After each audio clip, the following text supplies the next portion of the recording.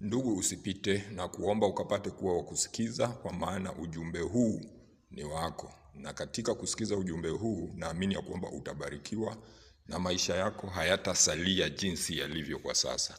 Ujumbe tunautoa katika kitabu ambacho ni cha Mathayo, sura ambayo ni ya 11, mstari ambao ni wa 28 hadi ule ambao ni wa 30.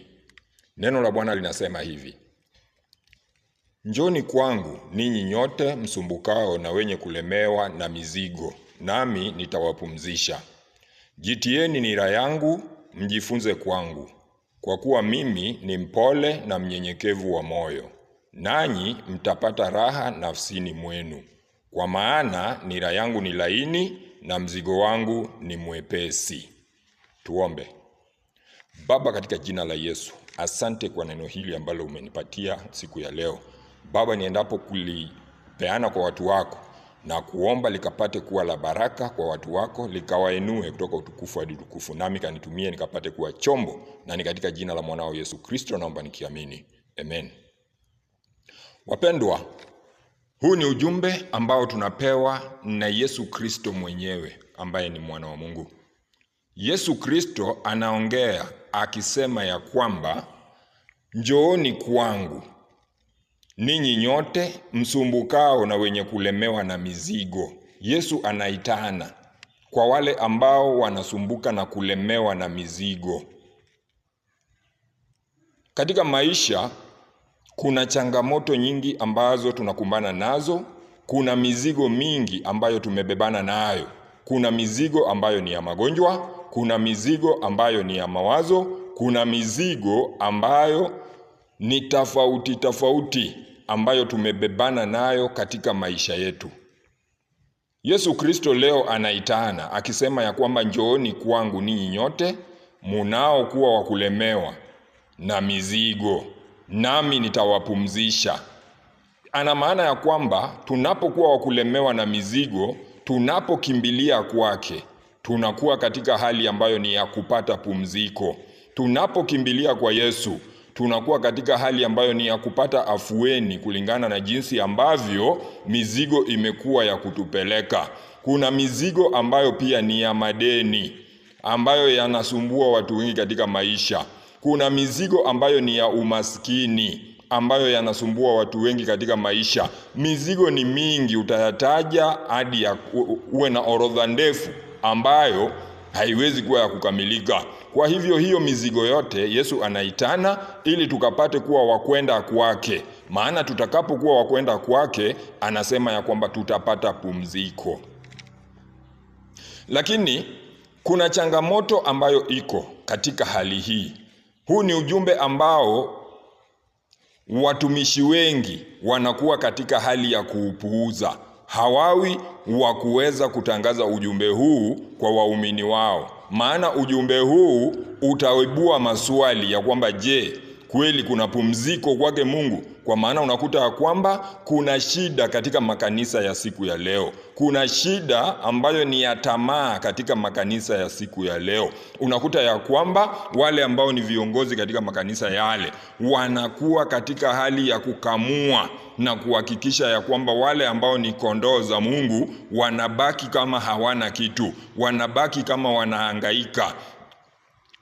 Wanataka kuwa katika hali ambayo ni ya kuchukua kila kitu kutoka kwa wale kondoo, ili wao wakapate kuwa katika hali ambayo ni ya kukaa vizuri, ili wachungaji wakapate kuwa katika hali ya kula vizuri, wakapate kula minofu, ilhali wale kondoo wakapate kuwa katika hali ambayo ni ya kuhangaika na kula vyakula ambavyo ni duni na kukaa katika hali ambayo ni ya njaa, ilhali wao wakiwa katika hali ambayo ni ya kushibisha matumbo yao. Hebu tazama ama piga picha ama angalia hiyo taswira ambayo inakuwa katika makanisa ya leo. Unakuta ya kwamba wachungaji wamekuwa katika hali ambayo ni ya kushukisha vitambi. Yesu mwenyewe alipokuwa hapa duniani hakuwa na kitambi. Lakini wachungaji wa leo wamekuwa katika hali ya kushukisha vitambi. Hiyo inadhihirisha ya kwamba hata katika hali ya maombi, hali ya kufunga hawapo. Ni watu ambao wanakuwa katika hali ya kuenjoy maisha. Ni watu ambao wanakuwa katika hali ya kufurahia maisha. Ni watu ambao wanataka kukimbia na wanataka kutembea na magari makubwa makubwa. Ilhali wale waumini wao wakiwa katika hali ambayo ni ya kuteseka, wakiwa katika hali ya kukosa hata ile karo ya kulipia wana wao katika mashule. Ilhali watoto hawa ambao ni hawa watumishi ama wachungaji wanakuwa wakusoma katika shule ambazo ni bora nchini, kutokana na zile pesa ambazo zinakuwa za kunyonywa kutoka kwa wale kondoo ambao wanakuwa wakuteseka. So, Yesu alipokuwa wakusema hiyo, alikuwa na nia njema kwa wale watu ambao wanakuja kwake, ili wale wanaokuja kwake wakamkimbilie baada ya wao kuona ya kwamba wamelemewa na mizigo, ili wakaweze kuwa wakupata afueni. Mizigo ambayo inalemea watu pale nje, unakuta ya kwamba kuna watu ambao wamelemewa na hali ambayo ni ya utumwa wa ulevi, uraibu mbalimbali, ambao unakuwa katika hali ya kuwasababishia umaskini.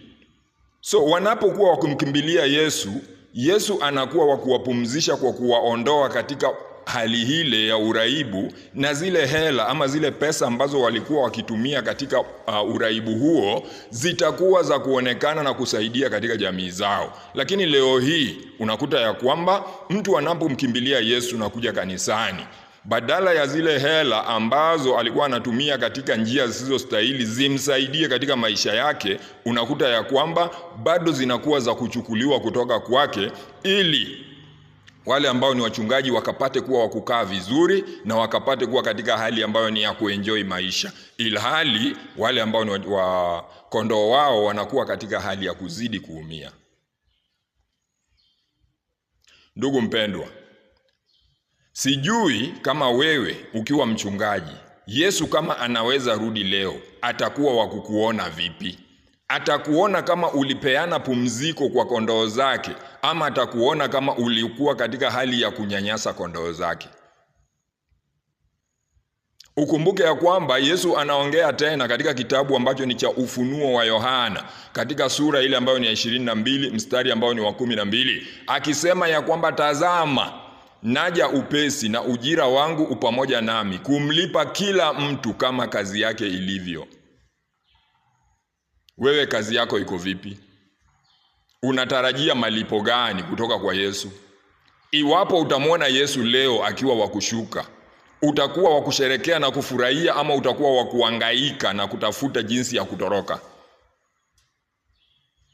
Kwa maana kila mtu anajua yale aliyoyatenda yasiyostahili.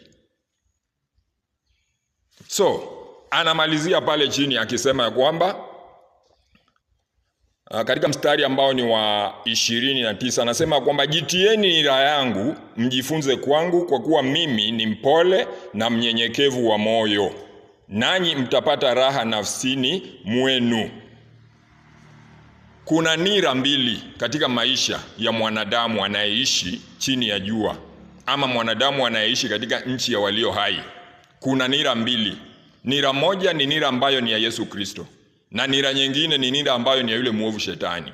So, katika hizi falme mbili ambazo moja ni ya Yesu Kristo na nyingine ni ya Shetani, lazima ukajikute katika moja. Ni either uwe chini ya Yesu Kristo ama uwe chini ya Shetani.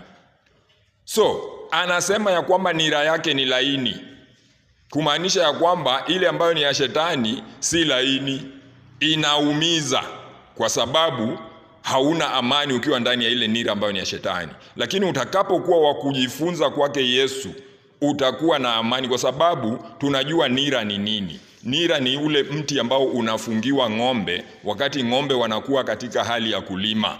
Unakuta ya kwamba ile nira inakuwa katika hali ya kufungwa ng'ombe wawili katika ile nira, mafahali wawili. So anaposema tujifunge katika nira yake, ni kumaanisha ya kwamba yeye ako upande mmoja wa nira na wewe ukaingie katika huo upande mwingine, ili ukapate kuwa wa kujifunza kwake. Akimalizia katika mstari ambao ni wa 30 anasema nini? Anasema ya kwamba Kwa maana nira yangu ni laini na mzigo wangu ni mwepesi. Nira yake Yesu ni laini na mzigo wake ni mwepesi. Lakini leo hii mambo yamekuwa kinyume na andiko hilo. Maana tunapokuwa katika hali ya kuingia katika makanisa siku ya leo, kumekuwa mzigo, kumekuwa malalamishi kutoka kwa wale kondoo ambao ni wa Yesu Kristo. Unajua kanisa sio lako wewe mchungaji, kanisa ni la Yesu Kristo. Wewe ni mtumishi tu pale. Unafaa kuwa katika hali ya kutumika na kuhakikisha ya kwamba wale kondoo wanakaa katika hali ambayo inastahili. Unawaelekeza katika njia ambayo inafaa. Unakuwa katika hali ya kuwapa mawaidha yafaayo, unakuwa katika hali ya kuwainua kutoka utukufu mmoja hadi mwingine katika hali ya kiroho, na vile vile unakuwa katika hali ya kuwainua katika hali ya maisha. Maana katika makanisa tunao wajane, katika makanisa tunao yatima, katika makanisa tunao masikini. Hawa wote wanakuwa wakumtazamia Yesu kwamba wakapate msaada kutoka kwa Yesu. Na Yesu ndio hilo kanisa. So kanisa inafaa kuwa katika hali ya kushughulikia watu hawa, ili wakaweze kuwa wakuona ya kwamba kweli nira yake Yesu ni laini na mzigo wake ni mwepesi. Lakini leo hii tumekuwa katika hali ya kukengeuka. Sisi ambao ni wachungaji, sisi ambao ni wahubiri, tumekuwa wakubadilisha mambo haya kwa ajili ya starehe zetu na kwa ajili ya maisha ambayo ni ya kifahari ambayo tunataka tukapate kuwa wakuishi. Swali ni kwamba je, Yesu aliishi maisha ya kifahari? Ukiwa Mkristo hufai kuwa katika hali ya kuishi maisha ya kifahari. Ukiwa mchungaji hufai kuwa katika hali ya kushukisha kitambi kwa ajili ya kula kutoka katika nyumba ambazo ni za wajane, kutoka katika nyumba ambazo ni za maskini, kutoka katika hali ambayo ni ya kunyanyasa wale kondoo ambao ni wa Mungu. Ndugu yangu, ukumbuke ya kwamba hukumu itaanza katika nyumba ya Bwana. Na hukumu itakapoanza katika nyumba ya Bwana, ni sisi ambao ni wahuduma ndio tutakao kuwa katika hali ambayo ni ya kuhukumiwa kwanza. Na katika kuhukumiwa kwanza, wengi tutakuwa katika hali ya aibu ya milele na milele, tutakapokuwa katika hali ya kujikuta jehanamu.